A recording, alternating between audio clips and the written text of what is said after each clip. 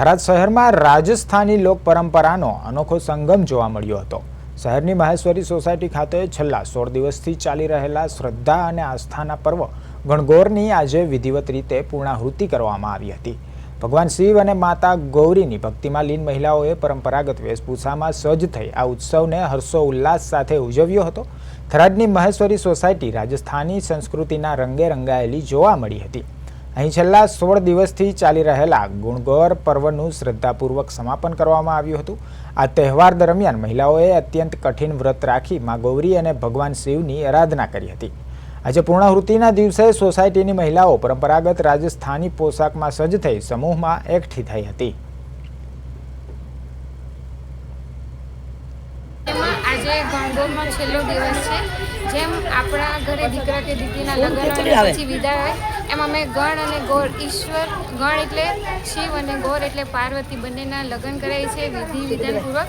અને એમની જેમ આપણા ઘરે હોય છે એમ ધામધૂમથી હલ્દી સંગીત બધા ફંક્શન કરીએ છીએ। અને આજે એનો છેલ્લો દિવસ છે એટલે કે વિદાય છે, એટલે બધા ભેગા થઈ અને ભગવાનને વિદાય આપીએ છીએ। અને 12 મહિને પાછા સુખ શાંતિથી અમે ચૈતર મહિનાથી આ તહેવાર લેવાય છે। ગણગોર કહેવાય છે, અમારી પરંપરા ચાલી આવે છે વર્ષોથી। અને અમે આ તહેવાર મનાવીએ અને ધૂમધામથી જેમ છોકરી પરણાવે એવી રીતે અમે પરણાવીએ છીએ। બધું અમારે એમાં ઉપવાસ થાય છે, બધું એની વિદાય દીકરીની વિદાય થાય ને એવી રીતે અમે વિદાય કરીએ છીએ।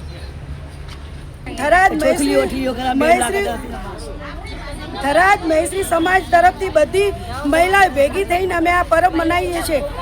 ચોથને દાડે બેડલા કાઢીએ છીએ, આઠમને દાડે બેડલા કાઢીએ છીએ, દસમને તીજને બધા બેડલા કાઢીને અમે આખી બજારમાં ફેરીએ છીએ અને અમારો પર્વ છે।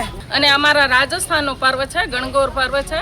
અને હોળીના બીજા દિવસથી શરૂ થાય છે। હોળીની રાખથી મુઠિયા બનાવી 16 મુઠિયા બનાવીને 16 દિવસ પૂજા કરીએ છીએ।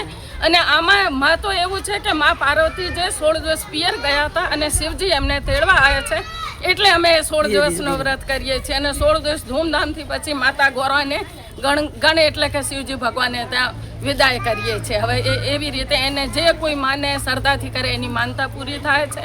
આવતા વર્ષે એને ઘરે વિવાહ સંપન્ન થાય છે અને જેને પારણા બંધાય છે, ઘરમાં સગાઈ થાય છે, બધા શુભ કાર્ય થાય।